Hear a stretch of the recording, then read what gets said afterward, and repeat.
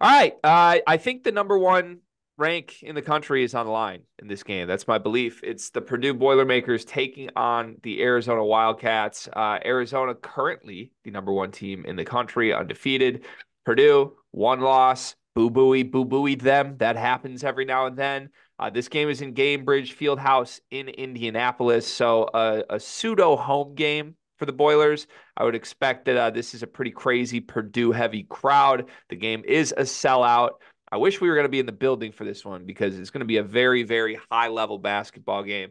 We got Connor Hope from Heat Check CBB here with us. Of course, that's Carter. I'm Greg. Guys, I kind of want to just like jump straight to prediction because I feel like we might disagree on who's going to win this game, but I'll try and save that. Connor, let's throw it to you first. What's the matchup to watch in this game? Is it the big men down low or is it the guards? It's fans versus Peacock. But outside of that, I think the matchup is the guards because I think that's where this game is going to be won. I get Umar Ballo's huge. Arizona has two or three guys that are 6'11" or taller, but we've seen you can't prevent Edie from getting the ball on the low block with your big men. They're gonna foul. They're gonna reach around. They're gonna bear hug him. They're gonna foul. And the three games that have been relatively, or I guess the two games that have been relatively scary, and then Alabama, um, which was also close, were made so by the perimeter players. Arizona forces a ton of turnovers. We saw that against Wisconsin. And we've seen that when you make the guards of Purdue uncomfortable, um, Braden Smith can have a bad game. Lawyer can have a bad game. Lance Jones can go, what was it, 0 of 7 from deep, just trying to create some sort of offense from the perimeter. And I think that's where Arizona has to win this game. Their defense historically under Tommy Lloyd has set the tempo. And so when they play better defense, these games, especially on the perimeter, these games get a lot faster. And then that's where Arizona can go on their 10 to 20 to 5 runs that they've kind of become known for over the last 3 years. Carl, what do you think? Yeah, I first of all, I just want to make it unequivocally clear. This right now is probably two of the best three teams in the country. Like I would throw UConn in with these two teams, but like these to me are two of the best teams in the country. And basketball isn't played on paper like when you do matchup to matchup type thing.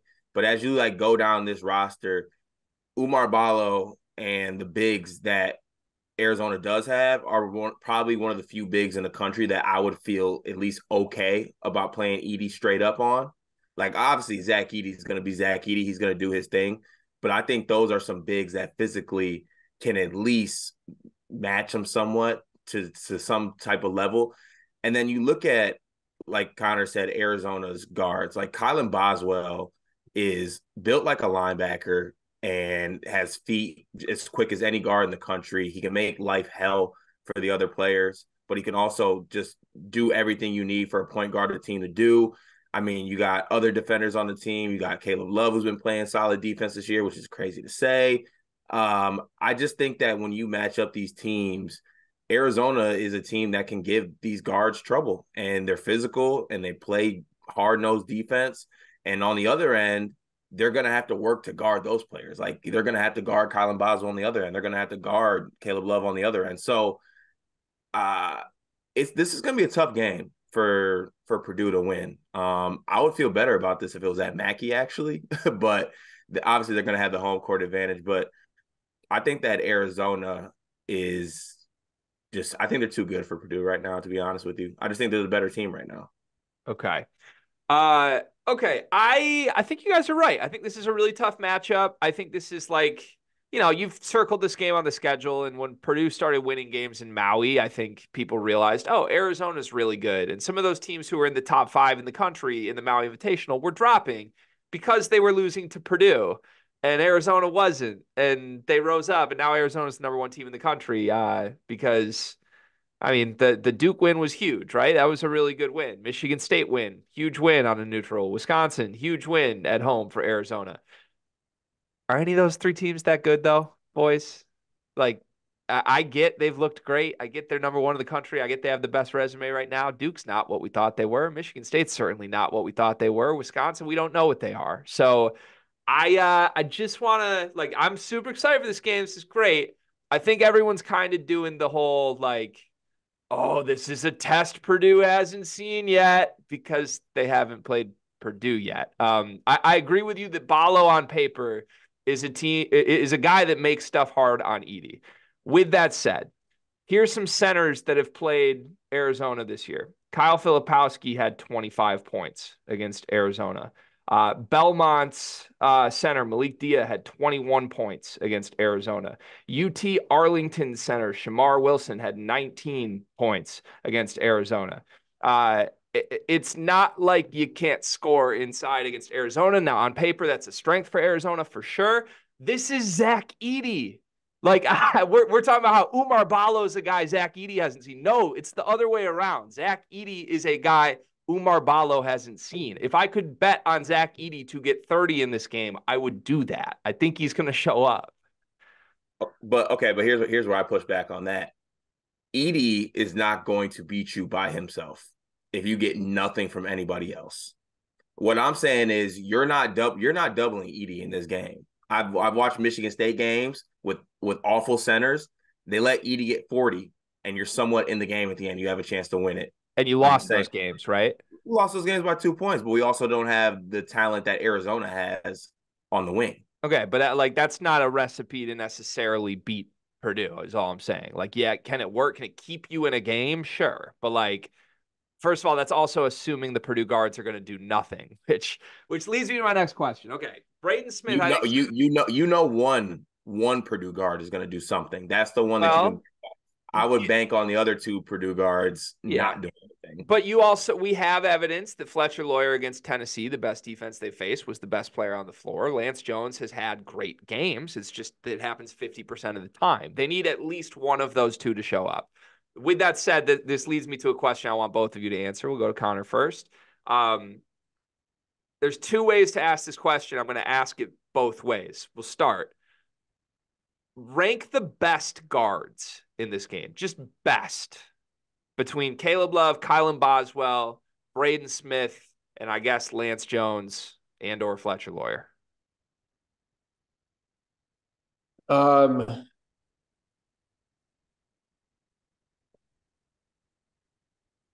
trying to figure out I think the top three are all really close. Like, I think the top three are clear. And I think it's a combination of the two guards for Arizona and Braden Smith.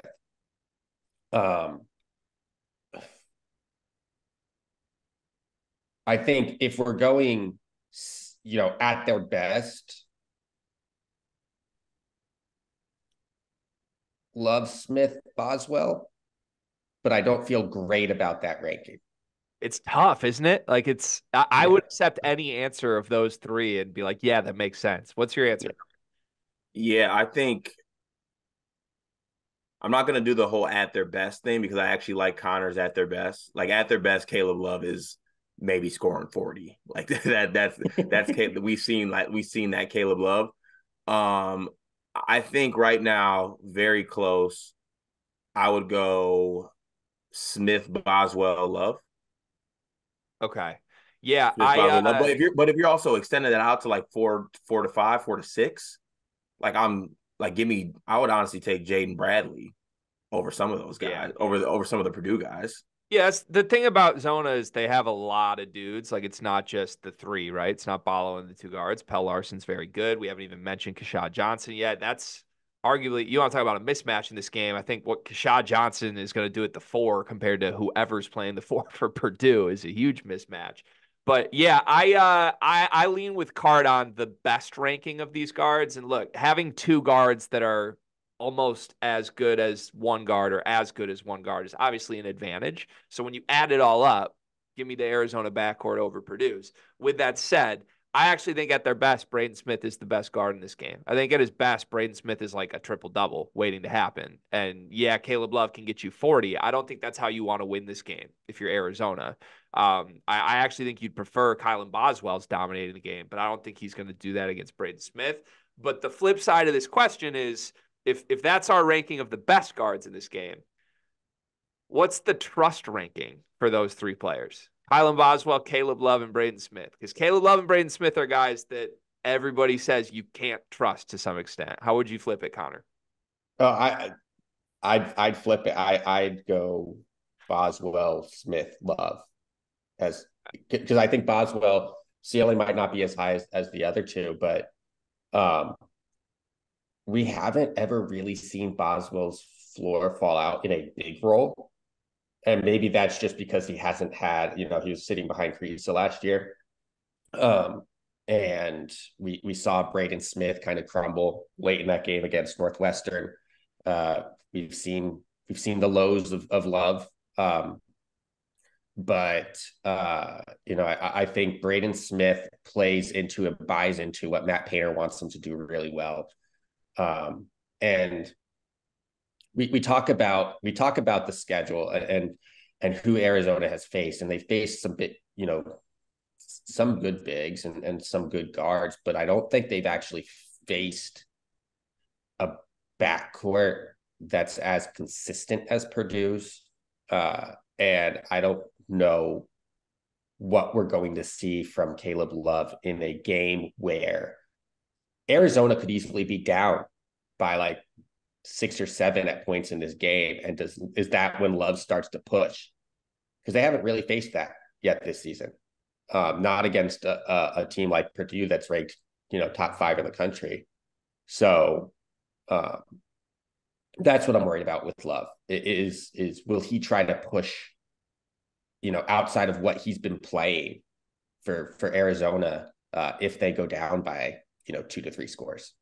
Yeah, I like that call. Carr, how would you rank the trust of those 3 guards? I think trust, I would go Boswell, Love, Smith. I'm right with you on this. Because also I have to, and this is me personally, I have to do a better job of throwing away North Carolina Caleb Love and just looking at Arizona Caleb Love. And when I look at it like this, if you get Caleb Love that you're not trusting and he's not playing well and he's chucking the ball, honestly, he kind of looked like that during the Michigan State game at some points. And he can lean on other people. He can lean on Kylan Boswell. He can lean on those guys to pick up for him. He can lean on Jalen Bradley. What makes Braden Smith so great is that he can put up triple doubles and put up these numbers. But the thing that scares me about it is if Braden is not playing well, I don't trust him to be able to lean on Fletcher Lawyer and to lean on Lance Jones. That scares me. I feel much better about Caleb Love not playing well, and he can lean on, Caleb Love, Jaden Bradley. I'm sorry, Colin Boswell, Jaden Bradley, Pell Larson. There's a lot of guys he can kind of lean on in that wing backcourt role. I just don't trust the other guys as much on Purdue. I love that point. I think it's a great point, and I might be over summarizing it a little bit with this game, but I kind of view this game as are Purdue's 2 great players who I think have a slight advantage in their matchup. Like I would take Braden Smith over Arizona's best guard, whoever you want to call that. I would take Zach Edey obviously over Umar Ballo, but yeah, you'd still like the Arizona players at those matchups. Is the gap that is smaller between those 2 spots, the most 2 important spots on the floor for me in this game, bigger than the gap of all the rest of Arizona's parts and the surrounding pieces for Purdue? Because you need Lance Jones or Fletcher Lawyer to be good to hang in with the other Arizona guards. You need something at the 4, whether it's Mason Gillis off the bench hitting some shots, whether it's TKR showing up, whether it's a Caleb first game, I don't know, but you need somebody to go in and make an impact against Keshad Johnson. And I don't know that that's going to happen. So coaching, Tommy Lloyd and Matt Painter, 2 guys I think everybody really likes, 2 guys everybody really respects, 2 guys that also have flamed out in the NCAA tournament the most recent times we've seen them, if not every time we've seen them in that spot. Which coach is the better coach in this spot, in this game, Connor? I think by default, you kind of have to go Tommy Lloyd. We had that discussion a while ago. Is this just the same Matt Painter? that we've seen over the last couple of years. We have not had that discussion with Tommy Lloyd yet this season. He was able to make Caleb Love efficient. And I get it. Caleb Love is 3 of 14 from three with 6 total turnovers in their 2 single score games. So not great, or no, 8 total turnovers. He had 6, I think, against Duke, and then 2 against Michigan State. But he's been able to make Caleb Love look like a trustworthy player, a player that buys into his role, a player that's not going to start shooting, every single time he touches the ball in some of these closer games. So I think right now the trust factor is with Tommy Lloyd, but we could see Matt Painter actually hold up his end of the deal from his, preseason and off-season comments and really kind of coach this game differently than he coaches every single other game, because it's a good backcourt with a star guard that now also has a big that can maybe slow down Zach Edey. So I don't think they can just go into this game playing, we're going to try and get the ball into Zach Edey on every single possession, because I think there are going to be possessions where Zach Edey doesn't get good position on Ballo. And those possessions, you might not be able to get the ball into him, and your guards or your wings are going to have to score. And I honestly think that the 2 most important battles are Caleb Love versus Braden Smith, and whoever Lawyer has to defend. Who would you stick him on? It's got to be Larson, I think. You can't. It's got to be. Put him on Caleb Love. Oh my! If it's Larson, Pell's gonna have that boy Lawyer in hell if he wants to. So okay, I hear you. I think it should happen, right? But I can't shake that Tennessee game, Cart. What happened in that game? Maui. What does that mean? The Lays. So the sand, the beat. If this game's on the island, Fletcher goes crazy against Pell. But I kind of believe that. Okay. But can I comment on the coaching thing really quickly here? Yeah. One, I'm excited to see what Tommy Lloyd does just game plan wise against Purdue. I always get just a kick out of how coaches approach coaching Zach Edey and coaching against this Purdue team. There's all different type of ways people try to do things to stop him or allow him to play. I'm interested to see the way they go. But I did something that I don't like to do when I record these. And if you saw me looking down, it's okay, because I was just looking at my phone real quick to look something up, because I just wanted to double check and make sure that Gainbridge Fieldhouse is still in Indiana. Because if this game is in Indiana, Matt Painter is the best coach in this game. And I love Tommy Lloyd. But when you get inside those state lines and you see nothing but just whatever is in Indiana and smell that air that's a little bit funky, Matt Painter's going to be okay in that state. He's comfortable. That's his home turf. Tommy Lloyd has to accept that. So if I had to give a little coaching lean on this one, if it's inside them state lines and you go through them tolls that cost too much around the state, that's Matt Painter's territory. He's gonna have the edge for me in this game. Yeah, if you drove to the arena and you drove by at least one wooden backboard, then Matt Painter's in a good spot. And he's comfortable. I feel like they're good. And I think that actually extends to Fletcher Lawyer, by the way. Fletcher Lawyer, Indiana kid. Braden Smith, these kids are at home in this game. You talk about and to the 2 they're defending from the Purdue side, I feel like you have to put Lance Jones on Caleb Love. Yeah. Braden Smith is going to be on Boswell. So Lawyer has to be on Larson. Yeah. Because you're not going to put him on Keyshawn Johnson. Braden Smith better keep hands off. We don't need foul trouble. Colin Boswell is a player that can get people in. Colin Boswell is actually built like a linebacker for real. Yeah, he is. It's actually an interesting question. Who's the first player to pick up 2 fouls in this game? Because I think that could swing the game 1,000 different directions. I put the betting favorite odds at Ballo, probably. Got to be getting 2 fouls quick. Maybe not even his fault. Just is what it is. Second, Lance Jones. Okay. So I'm glad Connor brought up Jones, Caleb Love. I think this is a game that Lance Jones can be good Lance Jones in, because I think Lance Jones is just a pure chaos agent. That's how I view him. Like, if Lance Jones plays somebody who has a brain, I don't like Lance Jones. If Lance Jones plays someone who you can like actually get to play your chaos game, then I love Lance Jones. And I think like Caleb Love will do crazy things. If Lance Jones is talking that shit, if he's in his shorts, if Lance Jones like picks up an early foul just to like send a message, I think he can kind of get Caleb Love turning into old Caleb Love a little bit. Car, is that a crazy concept to you? It's not a crazy concept, but if it does happen, that's where I go back to the he can lean on other people type thing. It's not just Caleb Love out there. Yeah. And also, if this game ends up being like a Caleb Love, actually going at Lance Jones, there's one thing you got to factor in here. Lance Jones is going to think he's Caleb Love and try to go back at Caleb Love, too, by the way. Right. Like I'm talking about Zach Edey standing there, 2 hands up, 2 feet in the lane, sealed. And he's like, nah, Caleb Love tried to do me on the other end. Here we go. Bang, bang, step back, clank. Yeah, you're right. Okay. Final question for me, then we'll do predictions. This can be a quick one. If Arizona wins this game, what is Zach Edey's stat line? Cart, you go first, then Connor. If Arizona wins this basketball game, Zach Edey's stat line is going to be 28 and 15. He still gets his, and Arizona's still too much. Okay, Connor? 27. I'm going to say he avoids the double-double, 27 and 9. Okay. I need stats on the last time he didn't grab 10 boards. Yeah, let me look that up, actually.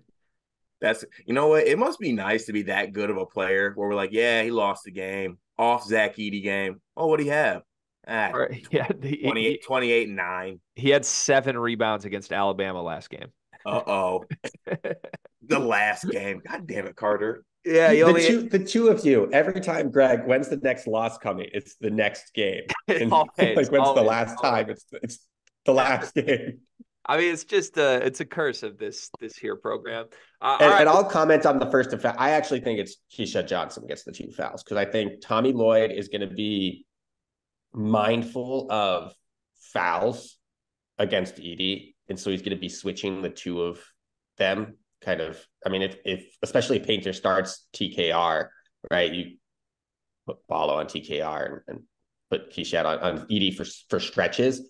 Ballo can wall up and defend Edey when he gets the ball, or at least try. And I think Keisha Johnson's going to get into the same issues that a lot of these other bigs that Edey has played have gotten into, which is I need to deny him the ball because the minute he gets it within 6 feet of the basket, I'm cooked. Yeah. And so I think he'll be the first to pick up 2 fouls. I like that call too. I think that might be the one thing I'm like starring on paper of coming into this game as like critically important is who is the player who gets 2. Because I think there's a lot of guys on the floor that both teams would say cannot pick up 2 in the first half. Otherwise, it really swings the game. All right, it's prediction time. I'm very excited to hear your predictions because I think I know where both of you are going with this, but you could totally twist ending me with this. Connor, what's your prediction for this game?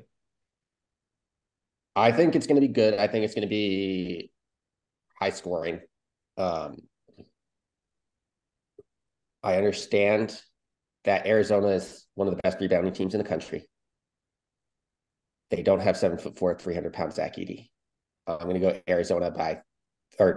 Purdue by 3 or 4 points. Ooh, that's a twist ending to me. Cart, who you got?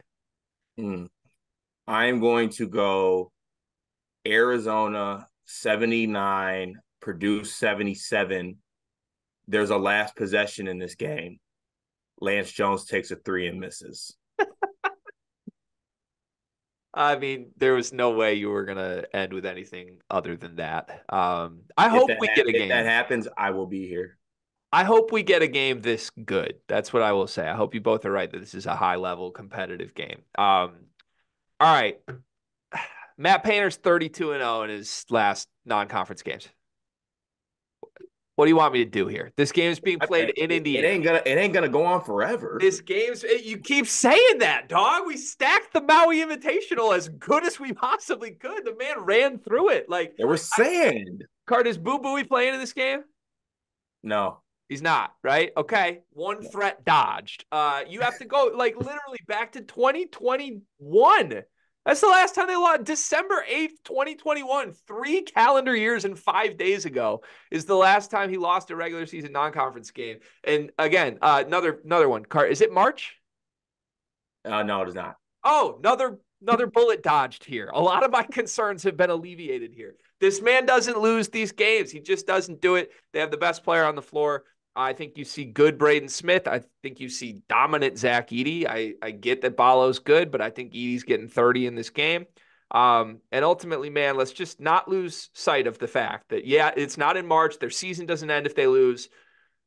But when you get to March this season, Purdue will not have a stretch of games that's more difficult in a row than Xavier, Gonzaga, Tennessee, Marquette, Alabama, Arizona.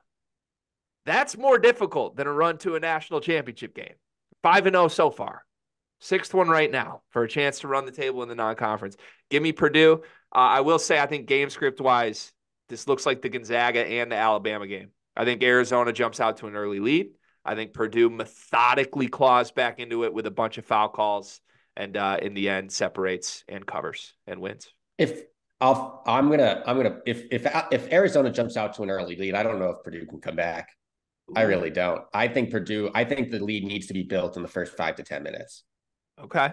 And I think they just need to keep it, a solid lead the whole game.